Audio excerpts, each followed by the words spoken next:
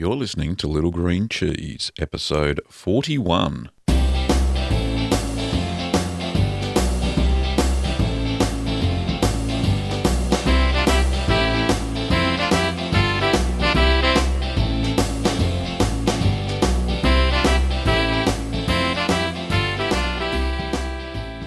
Well, welcome to Little Green Cheese Podcast. I'm Gavin Weber, and this podcast is where you can learn about cheese making at home.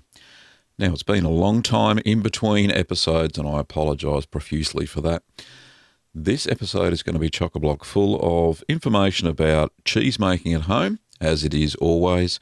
But first of all, before I start, I'd just like to say thank you to a guy who reached out to me, Cale Roberts, from Mother Earth News over in the US. And Mother Earth News is one of the biggest sustainable living websites, well, I suppose in the world. It's pretty close to it anyway. And he invited me to blog about cheese making over at Mother Earth News blog. Currently I'm blogging in the real food section. So thanks to Cale for reaching out and thinking the world about my cheese podcast and cheese video tutorials and the blog Little Green Cheese. So that was really exciting news.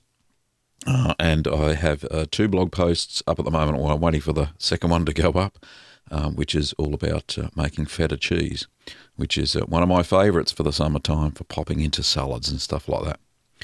Anyway, let's get on with the show. So we're going to be talking about cheese classifications today, just for everybody out there who doesn't quite understand the different types of cheeses and how they're made. So they're split into, I think it's about 5 different classifications, maybe 6. We'll see how we go. So the first one is fresh unripened cheese, and these are usually termed soft cheeses. Now these are made straight from cow, goat, or ewe's milk or sheep's milk, and they're very simple cheeses. They're made to be eaten just about straight away. So usually they're made using acid coagulation, so they don't need very much rennet or any rennet at all in some cases. So some cheeses I can think of, things like cream cheese, which is a lactic fermented cheese, a soft cheese. Cherv, which is a goat's milk cheese, uses a little bit of rennet. So basically that's fresh unripened cheese. So it doesn't need much manipulation. Usually the curds are drained and they're eaten fairly well straight away. So that's a soft cheese or a fresh unripened cheese. So the next one is Rennet coagulated fresh cheese. So these are cheeses mainly of European origin. So they're made with pasteurised and unpasteurised milk, and they usually don't have a lot of flavour or additional flavour, and they have a fairly high pH level. So cheeses in this kind of category could be queso blanco or queso fresco, which I've made a video tutorial on that. And they don't have a very long shelf life, so I wouldn't keep them any longer than, say, 2 weeks. And, you just got to make sure that they don't get contaminated by bacteria. So you keep them at 4 degrees Celsius after you've made these cheeses. So these are rennet coagulated fresh cheeses. The other type of cheeses, so the third type is soft ripened cheeses. So these are things which you could call mould ripened cheeses as well. So some do use mould. So these are cheeses like camembert, brie, blue cheeses, feta, and they're a mixture of, so you can use rennet or acid in the coagulation. So they use various types of starter culture, and they do need a little bit of acidity. They're not as acid. They're not as high in pH as rennet coagulated fresh cheeses. So often they're hooped or put into containers. Rarely are they pressed. So that's soft ripened cheeses. So they have a quite high moisture level as well in these cheeses. And the shelf life depends on the cheese, obviously, but the higher the fat content, the longer it can be stored or matured, the longer the shelf life. Then we move on to washed cheeses. So these are things like Gouda, Edam, Havarti. I'd probably even put Colby maybe in this category. It's a semi-washed cheese as well. So these are cheeses that the curd is washed with, and it inhibits lactic development or lactic acid development during the process. Therefore, you get a softer texture, and you also get a lot milder flavour. So it also controls some of the moisture content of cheese, which is good, and the cheese is usually cooked between 32 and 35 degrees Celsius, which is 90 to 95 Fahrenheit for those non-metric types. So they have a fairly high moisture content as well. So and they do mature well, and they most often need to be waxed as well. So they're pressed cheeses as well. You need to press them, but like I said, the lactic acid development is inhibited due to washing the curds with water during the cheese making process. So the next category is hard cheeses. So hard cheeses, they're cooked and consumed a fairly long ripening period. So cheeses in this group are things like cheddar, Monterey, Jack, Brick, Colby, even though I would classify Colby as a washed curd cheese, Romano, Gruyere, probably even throw in Morbier and Raclette. Those cheeses are pressed cheeses, and they require a fair bit more time to mature than the semi-hard washed and the soft curd cheeses as well. And generally don't need too much more handling than the other types of cheeses. They just need to mature a lot longer and at a constant temperature. There are some cheddars that are, can be stored and matured for up to 10 years, and that's a long time for the flavour to develop. So there is differences in these hard cheeses. Some of the hard cheeses are cooked at temperatures lower than 40 degrees Celsius, which is 102 Fahrenheit. So they're things like cheddars, Colbys, that sort of thing. I can think of Caerphilly, that's a low one as well. And then there's the cheeses that are cooked above 40 degrees Celsius, which use a thermophilic. So cheeses like any of the Swiss cheeses or Italian cheeses like Parmesan, Romano, any Swiss type cheeses like Emmental. They're kind of two groups within that one group. They use a different starter culture, as I mentioned. So the ones below 40 degrees are predominantly mesophilic, and the latter group, which is the ones above 40 degrees Celsius, use a thermophilic culture. So the last type I'll talk about is whey cheeses. So whey cheeses kind of are in a category of their own. So things like ricotta is a whey cheese, or we basically do, or a paneer is another type of whey cheese. So you add acid to the milk in the form of either lemon juice or citric acid, or white vinegar in some cases if you want a harder sort of cheese.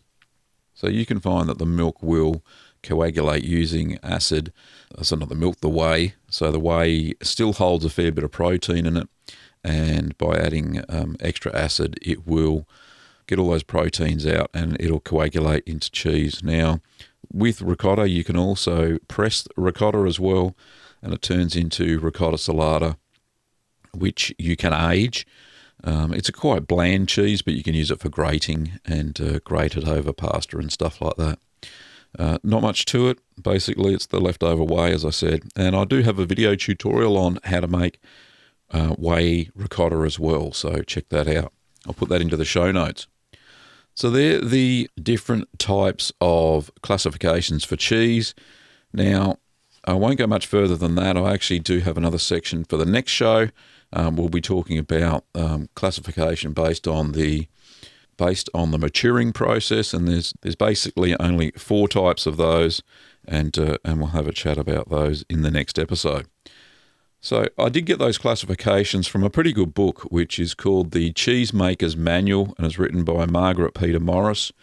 It's available online, and it's published by Glengarry Cheesemaking Incorporated. I think it's Canadian, and they're fairly consistent classifications that I've found throughout the internet, and so pretty good book. If you want to read further about those classifications, then do yourself a favour and pick up a copy of that. It's a fairly comprehensive book. It goes into a little bit more technical detail than I would normally use for making home cheese. It talks heavily about the different pH levels in the recipes that it has in the book. But no, it's a pretty good book, so check that out. That's the Cheesemaker's Manual by Margaret Peters-Morris, and it's a Canadian publication. So now it's time for the news.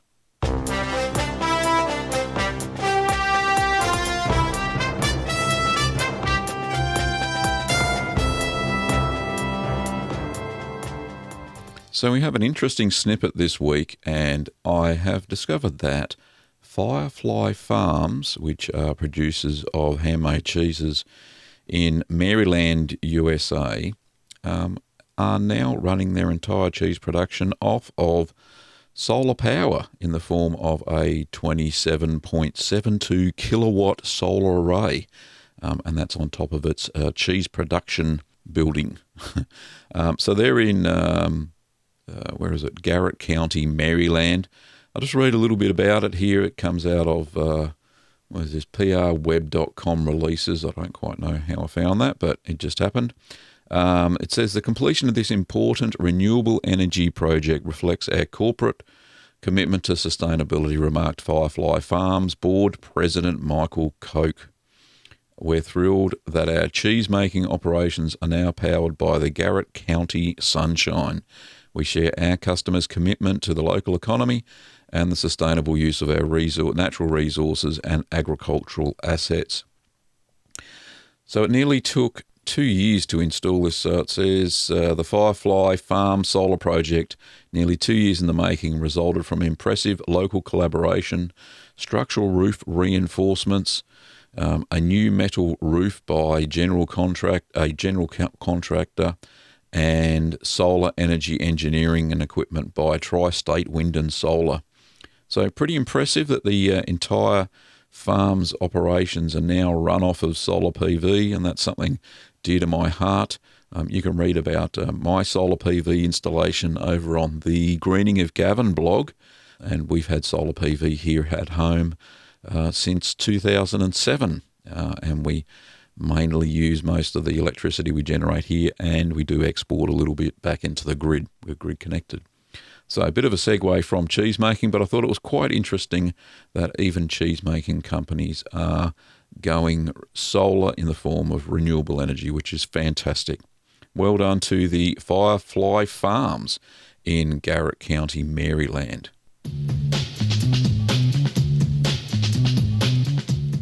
So that brings us to question time. I'll answer a couple of questions in this episode.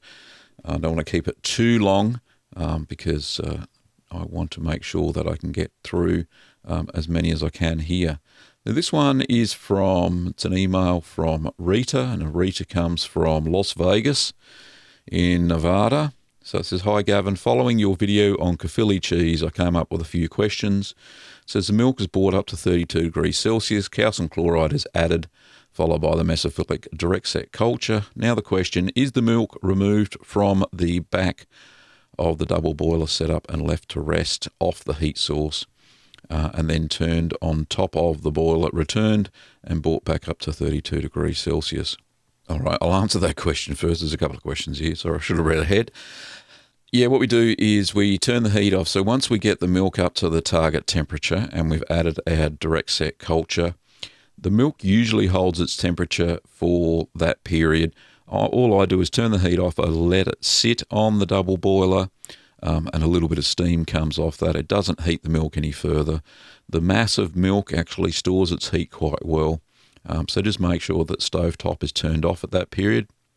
Okay, on to the next question. It says, once rennet has been added, is it removed from the top of the double boiler setup and allowed to sit for the 40 minutes? Well, then once again, all I do is turn the heat source off. I let it sit on top of the double boiler, and that keeps it warm. It doesn't heat it up any further than that. So that's what I do. I make sure that during those 2 long wait periods, when making Caerphilly cheese, I think it's 45 minutes for each for the acidification, and then 45 minutes for the renneting or the coagulation of the cheese. Just make sure your heat source is turned off, and it'll stay at the target temperature, plus or minus 2 or 3 degrees of 32 degrees Celsius. So I hope that helps.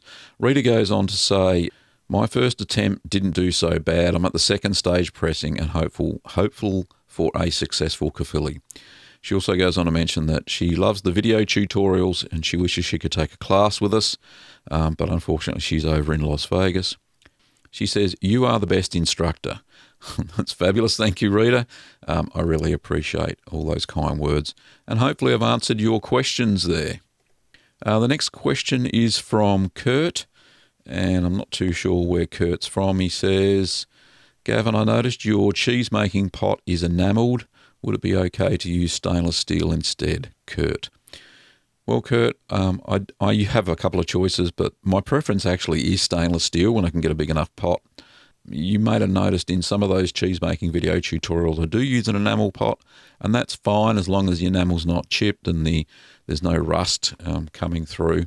That is okay. Stainless steel is the best option, as long as there's no rust on it as well, and as long as it's sanitized. At a pinch, you could use glass, but glass tends to retain too much heat if you've got a thick glass pot. One of the pots you should never use is aluminium, because what it does, as the milk heats up in aluminium, it imparts a metallic taste to the milk. So avoid aluminium at all costs. That's my only caveat there for using different types of cheese making pots. So the next question is from Tammy. So Tammy says, I just bought the Kindle version of your book. I love the variation of recipes. I've been making cheese for a few months, but I cannot make the 30-minute mozzarella. I have no problem with any other cheeses. Your recipe is a little bit different than the couple I have tried, so I tried it to see if I worked. When I added liquid rennet and stirred for about 20 seconds, it totally curdles into rice-sized curds. Every recipe I have tried does this, but once I left it on the stove, I've never done that before, and heated the curds to 105 Fahrenheit, undisturbed, it actually tried coagulating again and was squeaky when I drained off the whey. It made a clean ball in the cheesecloth, so I was excited, as I had to burn the other cloths mentioned because they were so clogged with mushy curd. Once I microwaved the curds, they turned into liquid. The more I microwaved it, the more liquid it became, and down the drain it went. What's going on? What's going wrong? Thanks in advance to any clues you may have for the problem. Tammy from Canada. Well, Tammy, what I find is that because in the recipe that I use, it calls for lipase, and lipase actually adds a lot of flavour to the finished mozzarella. I actually add half a rennet tablet. So half a rennet tablet is a fairly heavy dose of rennet to get it to coagulate and to get it to stretch properly. You've got to make sure that you've added the right amount of citric acid, because the acidity in the milk is actually what helps it stretch and not break down when you microwave it. So hopefully you put that in. You didn't mention that anywhere. I use, as I mentioned, I use the rennet tablet. Liquid rennet, a little bit more troublesome, I think, when making mozzarella. So when using the rennet tablet, you're actually over-renneting the cheese when you make mozzarella. So half a rennet tablet actually can coagulate 25 litres of milk, and it's a pretty high dose. So if you can get your hands on some rennet tablets, especially I think it's every tablet is the strength for 50 litres of milk. They're fairly readily available, so just see if you can find those. I've got some over on littlegreenworkshops.com.au, but you won't be able to buy those, but at least you'll be able to see what I'm talking about if you go and have a look at that. So I think that's where you've come unstuck. Make sure that you, because of the lipase, it actually has a tend to make curds mushy like that.